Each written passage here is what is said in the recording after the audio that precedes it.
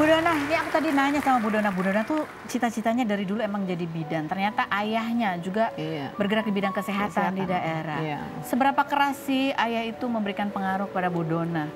Bapak saya itu orangnya disiplin gitu. Jadi pas waktu pertama kali di Puskesmas? Di puskesmas masih belum ke lapangan gitu. Masih di orientasi di puskesmas. Malamnya itu ada pasien. Malam jam berapa tuh? Jam 2 malam. Jam 2 malam. Jadi pasien itu menjemput kami, ada yang mau melahirkan. Oke. Jadi karena kami belum turun ke desa, jadi belum berani ya? Belum berani ya. Jadi saya menolak gitu.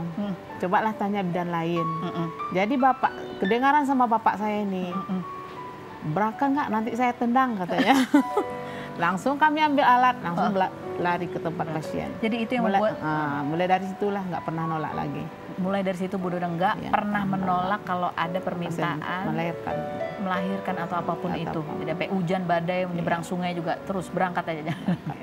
Dan ini katanya nggak ada tarif yang ditentukan berapa gitu. Kalau saya dijemput ke dalam kan nggak pernah pakai tarif. Jadi orang tuh ngasih cuma ikhlas. Kalau banyak duit orang tua ya dikasihnya banyak. Kalau ada pernah dulu sekali pas keluarga pasien ini kan 2 orang cacar. Jadi pas dia yang mungkin dialah yang bantu keluarga dia. Jadi ngojek. Jadi pas sakit itu dia lumpuh. Gimana cara nerima duitnya? Iya. Saya nggak terima. Nggak terima? Oh Bu Dona, Masya Allah. Ini pengabdian ya, pekerjaan pengabdian. Kasih tepuk tangan luar biasa dong buat Bu Dona. Mudah-mudahan menjadi berkat terus ya buat Bu Dona dan keluarga dan juga untuk masyarakat. Mudah-mudahan jembatannya jadi dengan bantuan Bapak Presiden, jalanannya juga diaspal, supaya Bu Dona nggak jatuh-jatuh kepleset lagi. Baik, yang berikut ada Angie Carvalho yang akan kita tanya-tanya. Kita lihat dulu profilnya berikut ini.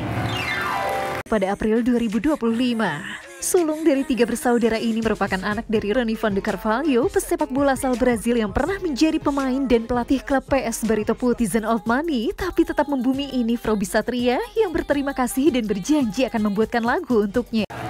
Baik, kita sudah bersama dengan Angie yang tadi membuka perjumpaan kita di Hari Kemerdekaan Republik Indonesia yang ke-80 dan ditemani oleh Mas Dede Yusuf. Tadi kan namanya Angie Carvalho. Jadi ada turunan dari Brazil ya. Iya. Saya juga punya nama Brazil. Apa nama Brazilnya? Dede Yusufo. Wah. Oh, tapi namanya Mas Dede kan ada macannya ya. Iya. Oke, Mas Dede Yusuf yang namanya ada macannya berarti harus berani ya bersama Angie duduk di kursi ini untuk menjawab pertanyaanku dengan jujur apa adanya. Apakah pertanyaanku ini jawabannya fitnah atau fakta, Angie? Ya.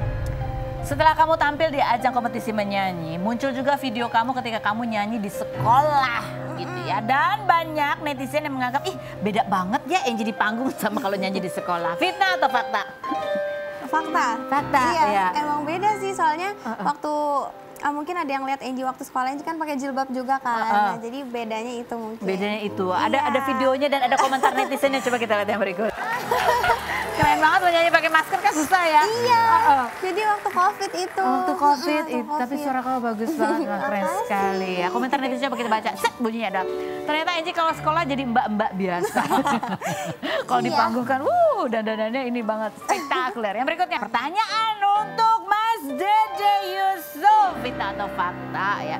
Salah satu gosip yang sebenarnya awalnya mungkin ya udah biasa, lama-lama jadi beban mental karena keseringan adalah ketika Mas Dede itu digosipkan menjadi anak salah satu mantan presiden. Fitnah atau fakta? Sebutin dong, siapa? Anaknya mantan Siapa? Presiden Soeharto. Bener nggak sih sebenarnya Mas Dede? Jadi gini, saya jawab ya. Ini fitnah yang fakta gitu. Ini maksud, rame lagi deh. Maksudnya ada fakta bahwa itu fitnah gitu. Jadi sebenarnya anaknya bukan. Begini.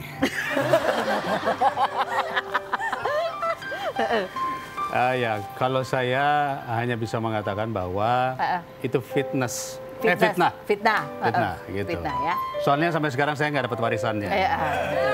Jadi kalau ya benar. Tapi itu fakta nggak bahwa itu lama-lama jadi beban juga gitu? Fakta kalau itu difitnah dan fakta itu menjadi beban. Fakta menjadi beban. bebannya itu ya itu emang nggak benar kan, karena berkaitan dengan keluarga juga. Iya, betul. Apalagi yang menjadi beban juga buat Mas Dede? Sebenarnya menjadi beban karena diomongin di belakang punggung. Kalau dulu di belakang punggung, sekarang di media sosial kan. Tapi Baca. akhirnya udah puluhan tahun udahlah. Udah kebal, so what lah, gitu. udah biasa aja gitu ya. Dijadikan doa aja. Yang baiknya buat kita terima, yang buruknya kita tinggalkan. Oke, gitu aja lah ya. Oke, lanjut Fitnah atau fakta Angie. Oke. Kamu adalah anak yang ikut kompetisi, yang pas kompetisi bawa tasnya branded. Fitnah atau fakta, jawabannya setelah berikut ini, jangan kemana-mana, tetap di Rumpi Indo.